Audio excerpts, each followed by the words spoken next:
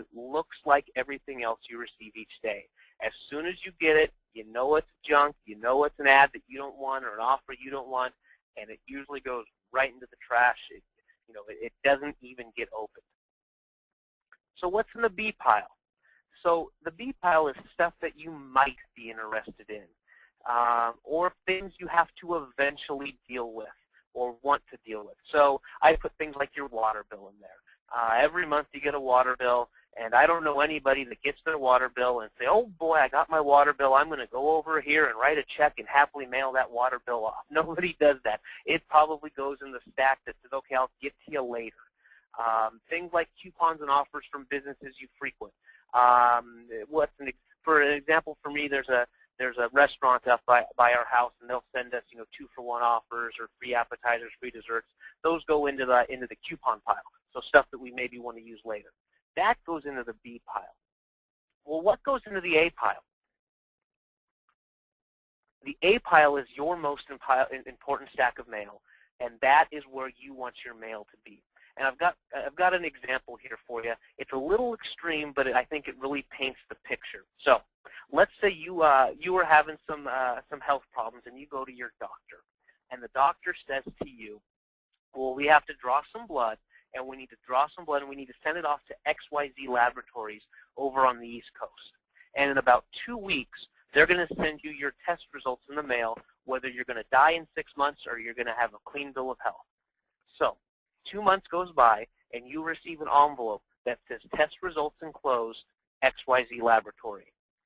Are you going to open that right away? Are you going to throw it in the maybe later pile, or are you going to put it in the trash? Well, I think that's a pretty easy answer. You're going to open that right away. In fact, you'll probably open it before you even get back into the house. So what gets into the A pile mail? Test results from your doctor. Again, a little bit of an extreme example, but one that kind of illustrates and paints that picture. Letters from grandma. My grandma's one of the few people I know who still actually writes a handwritten note with on stationery, and it's handwritten, and she'll send me those from time to time. My wife's really good at sending pictures of our son to her, and so every time she gets one, she sends us a thank you note. So of course those get opened right away, and then of course lastly is 3D mail. 3D mail ends up into the A pile for all the reasons we're going to talk about later today. Anything else you want to add there, Keith, as I'm going on here? No, other than it, again, like I said before, it is the most important thing you need to do. And what you mentioned there is that the first thing that people do when they get home is they open their mail. Now, that's a huge in. Or they look at their mail. That's a huge in. The first thing they do is not typically turn on the TV. It's not even read. Well, nobody reads. I don't know how many people read a newspaper anymore. But the thing is that you can, with 3D mail, you're getting your message delivered to them at something they absolutely look at every day. And again, if it's that C pile stuff, it may go into that trash right away. But if you make it 3D mail, it not only is part of the stuff they look at every day, but like you're going to be talking about here, it's the stuff that actually gets opened, gets read, and cannot be ignored. And again, that's the number one thing that you need to do in any business today is make sure that your message gets delivered and opened and read. Very good. Awesome. I got a little chart here for you on the next slide. How much A pile mail do you get? Now, this is from my own experiences from speaking with some people who are kind of in the know with direct mail, and we find that about 75% of the mail ends up in the C pile. And of that 75%, the vast, vast majority of that doesn't even get opened. It goes directly into the shredder. It goes directly into the recycle bin. It goes directly into the trash. Wherever you put your trash mail, that's where it goes most of the time without even getting looked at. About 22% is B pile mail. Again, that's stuff we've got to get to eventually. So bills, bills you got to pay every month. Maybe an invitation somewhere. Again, that example of a coupon or an offer from a business you may or may not frequent, but you go enough that you hold on to a coupon from them. And then that little sliver, about 3%, is actual A pile mail. So as you can see, if you can get in that 8-pile mail, you have stripped away a lot of your competition. You have gone from being, you've gone from being in that mass of 1.2, almost 1.3 million messages we see every day to a little tiny percent. You can be that 1 or 2 or 3 that they'll actually see and remember this year. So just a little background here. Why to use 3D mail? I think a lot of you guys on the call know that name and face, but that's Dan Kennedy. So he says why he uses 3D mail. The use of object mail, grabbers, freemiums, plays a role in almost every direct mail campaign I develop for my private clients as well as for my own use. And Travis Lee at 3D Mail Results is my go-to guy for these items and for fresh ideas. Dan was nice enough to send me that a few months ago, and so, of course, like any good direct response marketer, I use my testimonials, and they don't get much better than one from the masters of direct mail there. So we'll move on from that. Bill Glazer, the name that most of you, again, should know. Bill uses us a lot.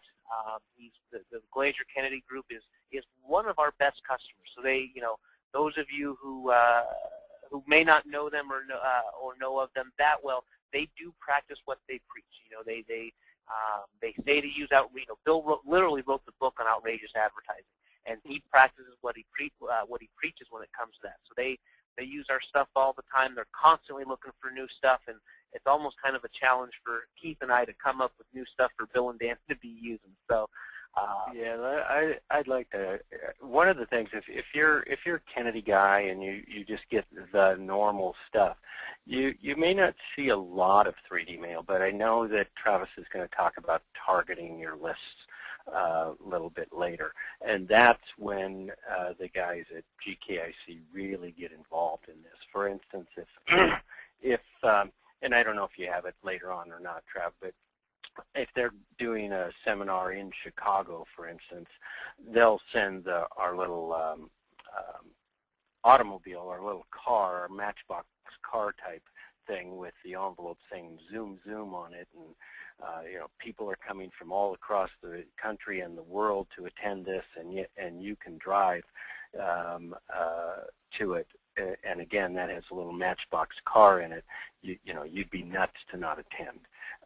So again, they're practicing what they say, and that it's not necessarily using 3D mail in their big lists, of whatever, 25,000, but in slicing and dicing their list is the areas that you'll see the Kennedy guys using a lot of 3D mail. Yeah, and as we move on to the examples here in the second half of our presentation, we're gonna hit on that pretty good. We're gonna hit on slicing and dicing the list because direct mail in general is a great way to make money. It's a great way to sell. It's a great way to market your business if done the right way. And we're going to talk about the right way to do it. So that's a great little foreshadowing of what we're going to talk about a little bit later. So perfect.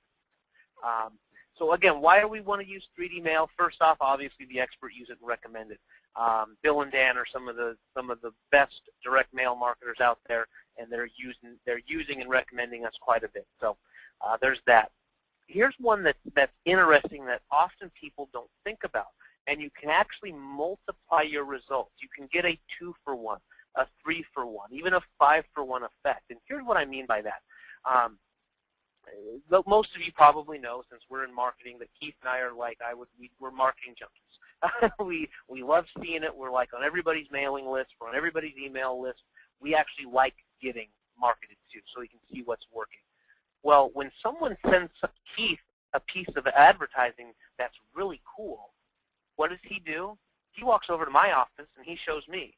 And he may walk over to Jerry, our sales manager, and show her. And he may walk over to Mary, our operations manager, and show her, because this thing is so cool. And so what ends up happening is he may have sent it to Keith, but now 3 or 4 or 5 different decision makers have seen this thing. And all it takes is one of them to say, yeah, that's really cool, but did you read the stuff inside? That's really cool too. And so imagine if you could get all of the decision makers you could possibly need to make a decision to see your stuff. How much easier is that sales process? And we're going to talk about this on another slide later, but the example I gave is in a business. The same thing goes at home. So if you sell, let's say you offer how to get your kid into college and how to pay for it. Well, if you have mom and dad there, it's a whole lot easier than having just mom or just dad. So it multiplies that effects. So you get more opportunities to sell. And it also it adds a personal touch. When you send this kind of marketing, when you send outrageous 3D mail marketing, it adds a personal touch. The recipient feels, oh, wow, this person made this up just for me, because it is so much different. So to give you an example, when you could first put a name in an email, in an automated email, that worked like gangbusters for years, or not years, but for weeks and months, because everyone thought, well, it has my name in it. He must have sat there and typed this email just for me. Well, now we all know that there's programs that can put people's names and addresses and business names into emails and take it offline. We can do it in sales letters, and it's really easy now. However, it's not that easy to, or it's not as perceived to be as easy, I should say, to take a message in a bottle, stuff it into the mail, put your letter inside, get the postage on, and send it out. That person really feels like they're the only person who got that. Even though 10,000 other people could have gotten it, they really do feel that they're the only ones who got it. And that really makes a huge difference in the psychology of selling to that person. Yeah. Hey, Trav, can you go back to that slide? Can you go back to that slide for a second? On that personal touch, and one of the things, too, is it just gives an opening in a lot of cases. It's like they call you up and they say, oh,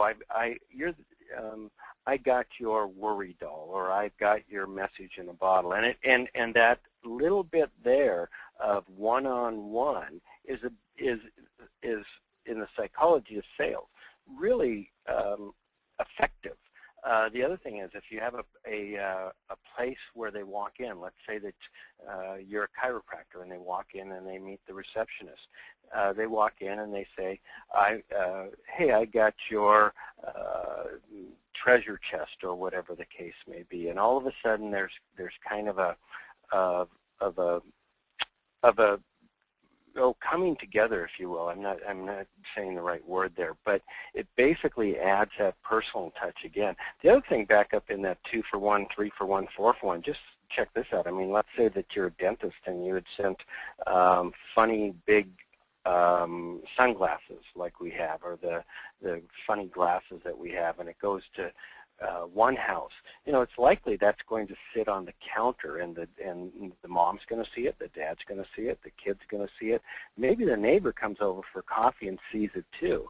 And so all of these people are talking about you and your business then, because this 3D mail has the stick around effect, if you will. So that's all I wanted to add. Very good.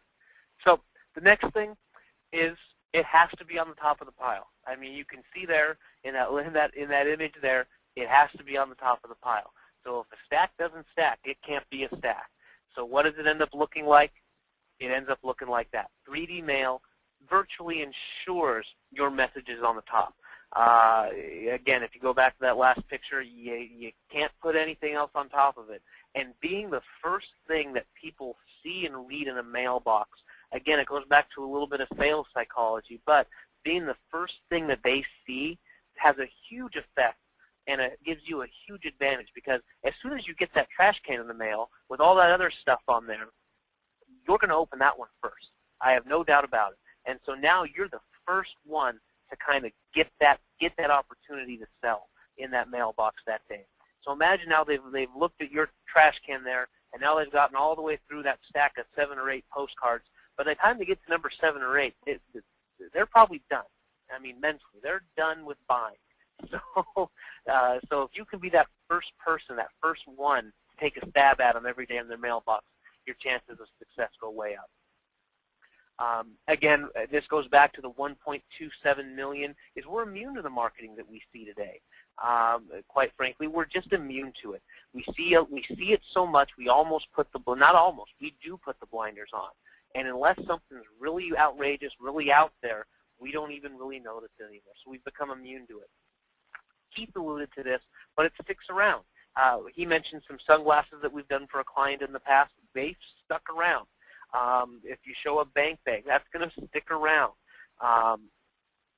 Another reason, people love to be entertained. There's so much is the same day in, day out, that when they get something that looks different, that feels different, that is different, they actually like it and they enjoy it. And